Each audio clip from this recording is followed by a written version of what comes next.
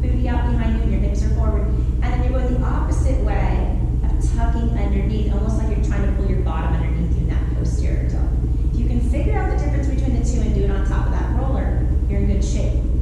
You'll know if you're doing it correctly if you feel this warmth in the middle of that low back. Take your hands on top of the legs. Again, the knees are right on top of the hips, the feet are against the roller. Place your hands on top. Press gently against your legs as your legs press against your hands. So there's two directional forces pushing against each other. You're almost trying to create the perfect arm wrestling match. Pressing, pressing, pressing. Now tuck your tailbone under as if you're trying to let your tailbone disappear underneath you. Feel the abs shaking, that's a good sign. And then release.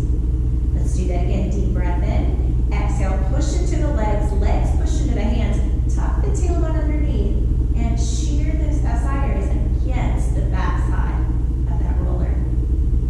One more time. Hands push into thighs. Thighs push into hands. Tuck up and underneath. Hold there. Breathe. And release. While you're up there on that roller, there's a couple great stretches to do from this position that my clients really enjoy. One of them is basically a modified Thompson stretch. You'll bring one knee into the chest. Keep your neutral curve for now and extend the leg out. As the opposite leg's extended out, think of that leg moving towards the floor. Some of us, our leg won't touch the floor right away, and that's okay. That just means that hip flexor's a little tight. We're going to bring the opposite leg in, keep tension out of the neck and shoulders, and just open up the front of that hip. So you're going to feel a stretch across the back of that left leg and the front of the right leg. You have some pinching on the inside of the thigh. Release that leg out to the side just a bit. Slowly bring that right knee into the chest. Let that left leg go straight out. And settle. You might even notice a difference between your right and left side. As that knee pulls into the chest, draw the shoulders down and allow the opening of the left hip and the back of the right hip. Hold there. Breathe through that.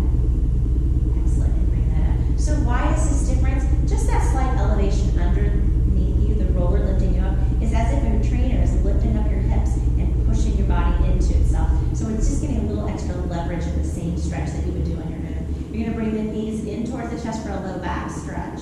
If you rolled right off the roller, no problem. Lift your bottom up, get yourself back on that roller, and then pull those knees down into the chest. Notice it's lifting the tailbone up and bringing it towards you for a low back stretch. This stretch here is great. It can also be used to add the additional torso rotator stretch, which means I'm just going to move my legs slightly off to one side. I can even change where these legs are in order to get a better stretch to the side of that back. Just again, be careful. I'm using my arms to almost bring this leg down. And then slowly come back up to the center. And let's do the opposite side. Let your legs flip to one side, nice and slow. Pull that open. And then bring that back. You should feel fantastic. Bring the legs down to the floor. Lift the bottom up and pull the roller out.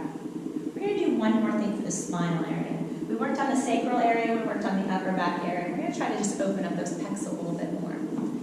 So we're going to line our spine using our roller. Easiest way to do this is just to get the tailbone on here.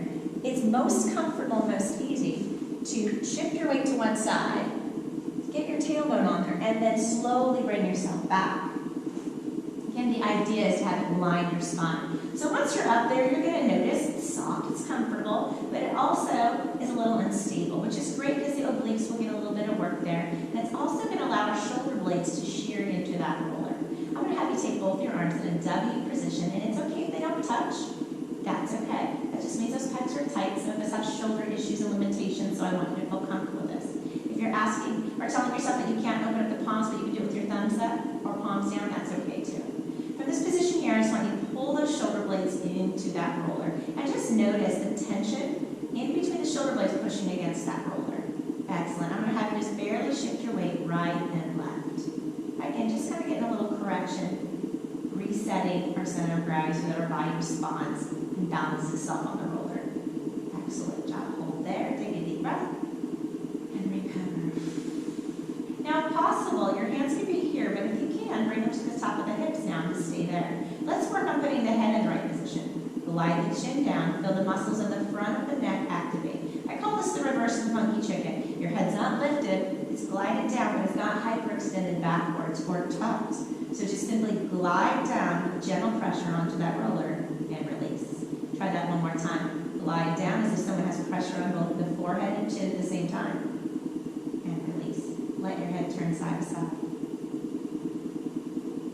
One last activation technique for the upper body, the shoulder blade area, and of course the pecs, is to take that right hand down to the floor. You're going to press gently down onto that floor as the left hand comes across the top of the chest. I want you to feel for a stretch across the front of that pectoralis on the right side, noting that it starts here towards the sternum of your body, fans out across and inserts down here to the arm. So you're going to feel that stretch all the way across here.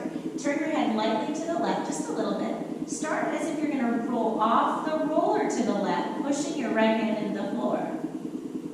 Inhale, come back to the center. Let's try that again. Push the right hand into the floor, turn your head to the left, and then slightly let your body float to the side. And come back in. Let's try the other side. Take your right hand on top of your chest, left hand down on the floor. I'm using this left hand. It is grounding me. It's keeping me from rolling right off the side of here. I'm going to push it down into the floor, turn my head slightly to the right, and then allow my body to start to roll away. It's not a big movement, but again, there's that tug-of-war effect going on from the chest, starting in the middle of the chest, across that arm. And back to the center, and one more time. Press down onto the floor, slightly rotate, and release. Hands go to the top of your hip. Take a couple deep breaths and just reset your body.